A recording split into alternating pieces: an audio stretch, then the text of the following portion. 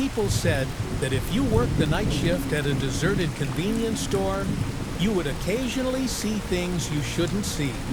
At first, I thought it was just nonsense made up to scare the faint-hearted. But then, on my very first night at work, strange things began to happen. I was Joss, a first-year architecture student who had just started working at a convenience store. It was past midnight, and I was restocking the shelves when the store phone rang. I picked up the receiver, and a weak female voice whispered, "Help me! Please, help me!" "Who are you? Where are you?" There was no reply, only the sound of heavy rain falling on the other end of the line. Then, the call suddenly ended. I stood still for a moment, feeling that something was off, but convinced myself that it was just a prank.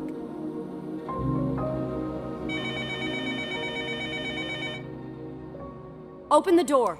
The voice was soft, but echoed eerily. I looked up through the glass door, and my heart stopped.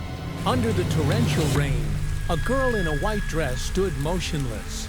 Her soaked hair hung down, covering her face. Water dripped from the hem of her dress, pooling into a dark puddle that seemed almost like blood. When she slowly lifted her head, I dropped the phone in horror. Her face was grotesquely distorted, her jaw shattered, and her empty eye sockets oozed a thick black liquid. Her hands clutched the glass door, scratching against it repeatedly, leaving long, eerie marks. I screamed and bolted away, my breath ragged, as if even a second of hesitation would let that terrifying thing catch me. The next morning, I went to see my boss and told him about the girl from the night before. I've never seen such a girl, and no other employees have ever mentioned anything like that. "Sir, please let me quit. She was too scary." It's fine. Just keep working, and I'll give you a raise. Despite the fear gnawing at me, the pay he offered was twice as high as other places. I desperately needed money, so I had no choice but to grind my teeth and continue working. One night, while I was taking inventory in the storage room, I overheard my boss talking to someone. Peeking through the gap in the door, I saw that it was Drake, an older friend of mine. "I keep dreaming about her every night. I can't take it anymore." Shut up. If anyone finds out about this, I won't let you off. What was the connection between Drake and my boss? Why was he so scared? 1,000 questions swirled in my mind. Suddenly, the pen in my hand slipped and hit the floor, making a small noise that made both of them turn toward the storage room. Caught off guard, I stepped out, awkwardly smiling at them. The moment Drake saw me, he froze for a second before hurriedly leaving as if avoiding something. Confused, I called out to him, but before I could take a step, my boss blocked my way. Just focus on your work. Left with no choice, I reluctantly returned to my tasks, but my mind kept replaying that conversation. The next day, I went to school and found Drake, telling him about the ghostly girl I had seen. His face turned pale with fear, but no matter how much I pressed him, he refused to speak. Seeing his reluctance, I pulled out a necklace with a D pendant, Drake's usual accessory, that I had found at the convenience store. Finally, under my insistence, he revealed the horrifying truth. 3 years ago, Drake had worked at the same convenience store I was working at now. That fateful night during a heavy storm, he heard a loud crash. Rushing outside, he saw his boss had hit a girl with his car. She was still breathing. Drake was about to help her when, to his shock, his boss reversed the car and then accelerated, running her over again. The died instantly. Her face was almost completely crushed, yet her eyes remained wide open, staring into Drake's soul. Drake stood frozen in horror, unable to believe what had just happened. Reeking of alcohol, his boss stepped out of the car and walked toward him. You didn't see anything, understand? You killed someone. I have to call the police. If you say a single word, you'll be the next one lying there.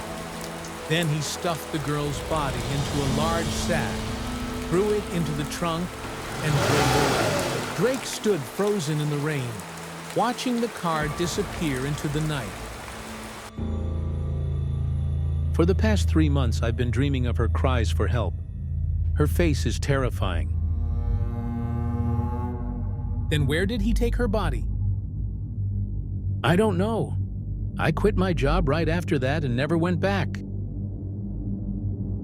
We have to report this to the police. We can't let this go on. No, Joss, he'll kill us. Don't worry, he can't hurt us. Trust me. Without hesitation, I dragged Drake to the police station to report everything.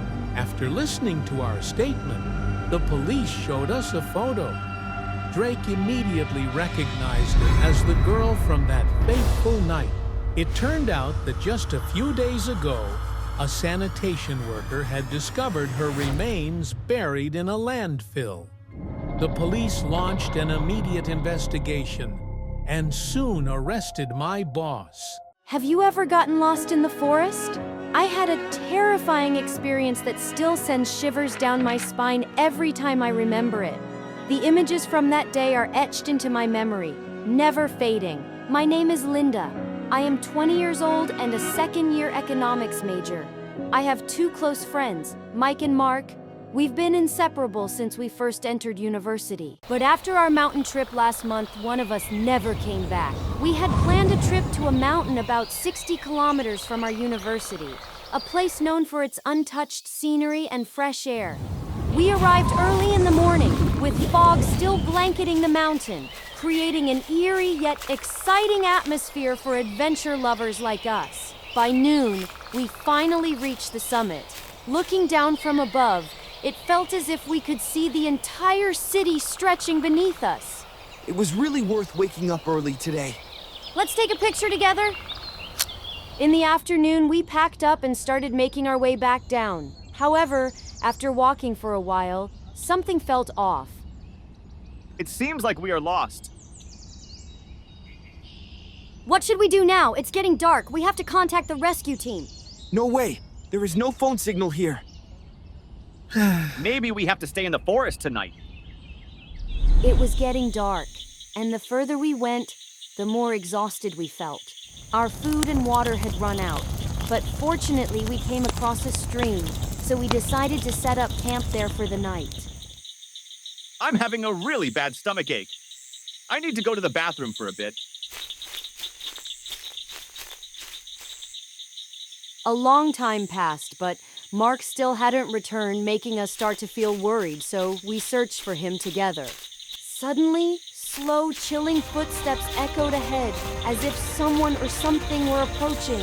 Looking through the flashlights, we saw a man in black walking towards us in the distance. Who are you? Today will be your day of death. As the man pulled out a blood-stained knife, a wave of fear surged through me. Without thinking, I grabbed Mike's hand and we bolted into the darkness. While running, my foot tripped over a trap. A sharp pain shot through my ankle and I fell to the ground. Mike skidded to a stop and ran back to me. Desperately, he tried to free my leg from the metal jaws of the trap. I looked up and saw the man's shadow closing in on us. Panic gripped me. I wanted to scream, but terror strangled my voice. Finally, Mike managed to pry the trap open. Without hesitation, he lifted me onto his back and carried me forward, running as fast as he could. Mike kept carrying me for a long distance through the night. Then we saw an abandoned house in front of us, so we ran inside and treated the wounds. He laid me down on an old bed, looked at me with concern, then quickly sat down to bandage the wound on my leg. Mike had just finished bandaging my wound when footsteps echoed outside, and we hurriedly crawled under the bed. From the inside looking out, I saw the man's legs slowly stepping into the house as if searching for prey. Mike and I tried not to make a sound, holding our breath as we stared at the feet walking back and forth beside the bed. My foot suddenly touched something soft beside me. When I turned to look, it was the corpse of a man, his eyes wide open. I jumped back, recoiling instinctively, letting out a soft gasp in the stillness. The man's legs suddenly stopped and he walked over to stand in front of the bed. Mike and I clung tightly to each other in fear. The man chuckled softly and said, Got it. We were dragged outside by the man and tightly bound. Mike and I kept pleading for our lives, but he didn't pay any attention. Please don't kill us. Please let us go. You have no choice. Suddenly, a bullet struck the man's hand, and the police rushed in from outside and surrounded him. It turned out that the man was a wanted murderer, and the corpse I had seen earlier had been killed by him. The next morning, the police discovered Mark's body at the bottom of the ravine, covered in multiple stab wounds. Those horrifying images remained vivid in my mind. The mountain climbing trip, which had seemed full of joyful memories, had turned into a nightmare in my recollection. I used to love living alone because of the freedom and comfort it provided. But after the incident a month ago, that thought has turned into a deep fear in my heart. Hello, I'm Hannah, a 25-year-old office worker. The story I'm about to tell is a terrifying memory that still haunts me. I used to walk to work because I lived nearby, but later, every time I returned home, I felt like someone was following me. One time, I caught a glimpse of a shadow behind me, but when I turned around, there was only a dark, empty alley. One day, while I was working in the living room, my phone rang, displaying an unknown number. Hello, who is it? Hannah, you look beautiful in that nightgown tonight. Who are you? What do you want? You'll find out soon enough.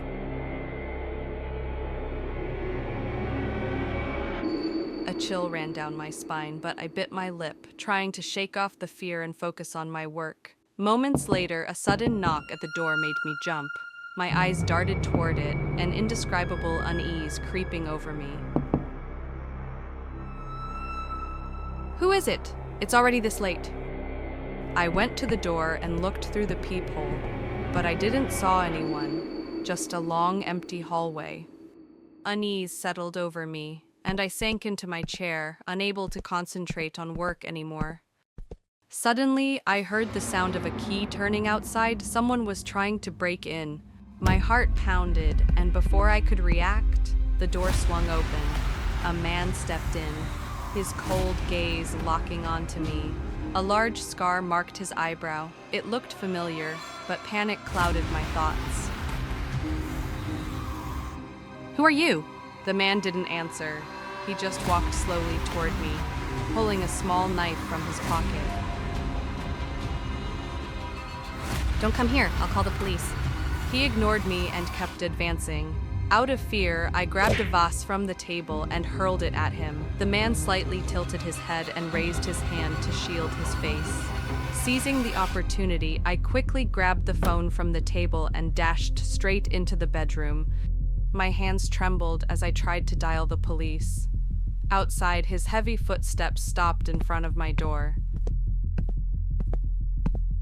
I suddenly realized that the police couldn't arrive quickly enough, so I had to find a way to save myself first. I hurriedly rushed to open the window. It was late at night with no one on the street, only the dim streetlights flickering in the dark. The lock trembled slightly, then the sound of metal clinking echoed through the tense atmosphere. There was no time to hesitate. I dropped to my knees and crawled under the bed.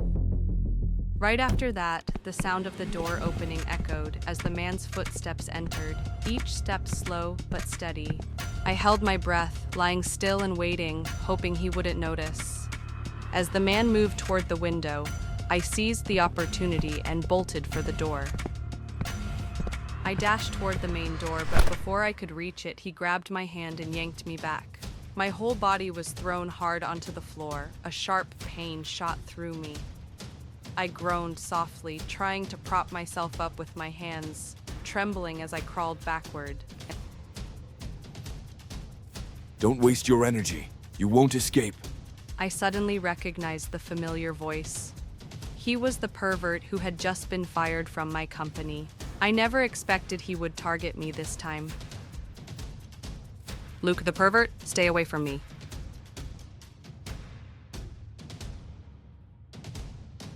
Hannah, you make it impossible for me to look away. I shuddered, trying to jerk backward to escape him, but his rough fingers tightened around my chin, keeping me from moving. I trembled and shouted at him, Let me go. Don't rush, Hannah. We still have plenty of time. My gaze suddenly stopped on the shards of the vase scattered on the floor. I quickly reached out, trying to touch the nearest shard. I tightened the shard in my hand, took a deep breath, and suddenly swung it up to stab his neck. He clutched his neck in pain, loosening his grip on me in an instant. Without hesitation, I staggered to my feet and ran towards the door. Just then, the police burst in. I scrambled behind them, panting, my terrified gaze locked on Luke. I stood there, my breath still rapid, my heart still beating irregularly. My legs felt like jelly after everything that had just happened. Finally, everything is over. After that incident, I moved to another area to live with a friend, no longer daring to stay alone. I hope that after this story, you will be more cautious, especially the girls who are living alone. After 5 years as a delivery worker, I never thought a single order could cost me my life. That night, close to midnight, I received an order for 2 servings of chicken rice. The delivery address was a house on the outskirts of the city. Even though I had a bad feeling about it, I had not received a single order all day, so I gritted my teeth and accepted it. When I arrived, I saw an old, desolate house standing alone in the middle of the woods. A cold gust of wind blew against me, sending shivers down my spine. I knocked on the door, but no one answered, so I took out my phone and called the customer. The door is unlocked. Bring it inside. I hesitated, but pushed the door open. The musty smell immediately filled my nose, making me grimace. The air inside was cold, as if no one had lived there for a long time. I have your delivery. Is anyone here? At that moment, the sound of a knife, chopping down on wood, thick, heavy, and sharp, resounded from a room inside. I jumped, my heart pounding. Carefully, I tiptoed toward the door, and the scene before me made my stomach churn. A man was chopping a human arm. On the table, severed body parts were laid out in pieces. I screamed in terror. The thick, metallic scent of blood choked my throat, and I collapsed onto the floor. You harmed someone. I have to call the police. Stay and help me, or I'll put you on this table next. My entire body froze at his words. Fear forced me to turn back and help him pack the body parts into black bags. Each time my hands touched the cold, lifeless flesh, it felt as if thousands of insects were crawling over my skin. After we finished cleaning up, he ordered me to dispose of the black bags. Trembling, I carried them to a deserted riverside, tossing each one into the water before hurrying away. But as soon as I turned around, the man was already behind me, gripping a knife tightly, his cold eyes staring into mine. You did well, but you still have to die. I did everything you asked. Please let me go. Let you go? You've seen everything. You can't live. I promise I won't tell anyone. Just let me go. The only way to keep a secret is to take it to the grave. With that, he lunged at me. I dodged just in time, the blade grazing my arm and burning my skin. Enraged, he raised the knife again, his grip tightening as he thrust forward. On reflex, I grabbed his wrist, stopping the blade just inches from my face. His strength was terrifying. I used all my force to shove him back, making him stumble. Seizing the moment, I grabbed a rock from the ground and hurled it at his head. He cried out in pain, clutching his head as he staggered. I sprinted to my car, speeding away as I called the police. But by the time they arrived, the man had disappeared without a trace. A few days later, I returned home only to be greeted by a horrifying sight. A bloodied human arm lay in the middle of my floor. On the wall, a message was scrawled in dark red blood. "You will have to disappear." Did you really think you could escape me? I spun around, locking eyes with the man. He aimed a gun at my head. Please, I'll give you anything you want. I want your life. In that instant, I grabbed his wrist, struggling to wrestle the gun upward. A gunshot rang out. The bullet struck the ceiling, sending dust falling around us. I jolted, loosening my grip, and he kicked my stomach hard, sending me crashing to the floor. I tried to push myself up, but before I could, his heavy foot slammed down onto my chest, pinning me against the cold tiles. Don't waste your strength. You won't escape. At that moment, my hand brushed against my phone in my pocket. Without hesitation, I yanked it out and hurled it at his face. With every ounce of strength left in me, I scrambled up, shoving him aside as I dashed toward the door. But before I could get far, a gunshot rang out. A searing pain shot through my leg, and I collapsed onto the floor. You little rat. Let's see where you'll run now. I refused to give up. Gritting my teeth, I crawled forward. Another shot rang out, piercing my other leg. I screamed in agony as my body convulsed and the world blurred. Say goodbye to the world. Suddenly, the door burst open with a loud bang. The man froze, eyes widening in shock. Before he could react, a bullet shot straight into his chest. Dark red blood slowly spread across his shirt. Police officers swarmed in, surrounding the house. I exhaled shakily, my body going limp as I shut my eyes in relief. It was finally over. I was rushed to the hospital, my legs soaked in blood. Though the killer was dead, the memory of that night haunted me every second of my life. The images replayed in my mind like a never-ending horror film with no escape.